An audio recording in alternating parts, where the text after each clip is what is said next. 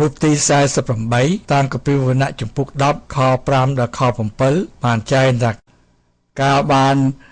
លើកូលន់ទាំង7រួចនោះហើយនោះខ្ញុំរៀបនឹងសរសេរតែមានសំឡេងចេញពីលើមេឃមកប្រាប់ខ្ញុំថាចូលបំបិតសេចក្តីដែលកូលន់ទាំង7បានថ្លែងនោះទៅកុំឲ្យកត់សេចក្តីទាំងនោះឡើយរួចទេវតានោះក៏លើកដៃស្ដាំឡើងស្បត់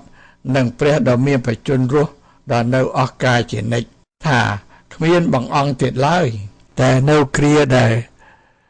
ឮសំឡេងទេវតាទី7ក្នុងកាលដែលរៀបនឹងផ្លុំត្រែនោះសេចក្តីអាចកំបាំងនៃព្រះនឹងបានសម្រេចដូចជាទ្រង់បានផ្សាយដំណឹងល្អមកប្រាប់ពួកហោរាជាពួកបាវបម្រើរបស់ទ្រង់ដែរ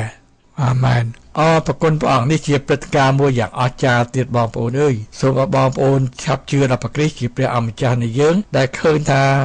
ចែងនៅគម្ពីរ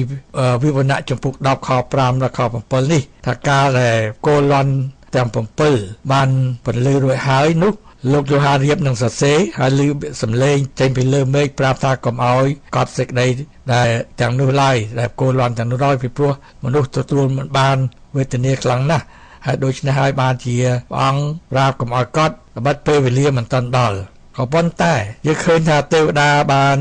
ដែលឈរនៅលើសមុទ្របានលើកដៃទៅលើស្បត់ថាមានពេលបង្អង់ទៀតឡើយគឺថាដល់ពេលកំណត់ព្រះអង្គនឹងជំនុំជម្រះបងប្អូននៅផែនដីនេះទាំងអស់ទាំងបាបជននឹងអីនោះហើយដូច្នេះយើងឃើញទស្សនវិជ្ជានេះជាការមួយគួរអស្ចារ្យណាស់បានជាខ្ញុំសូមឲ្យបងប្អូនឆាប់ជឿដល់ព្រះគ្រីស្ទជាព្រះអម្ចាស់នៃយើងពីឥឡូវទៅឲ្យរួចពីគ្រាដែលវេទនាដែលមានភ្លើងមានការអស់នេះគួរឲ្យញែងខ្លាចដោយលឺគោលន់ទាំង7ហ្នឹងបងប្អូននោះគួរឲ្យស្លុតណាស់ទៅហើយដូច្នេះសូមឲ្យបងប្អូនឆាប់ជឿពីព្រះគ្រីស្ទពីឥឡូវទៅអាមែន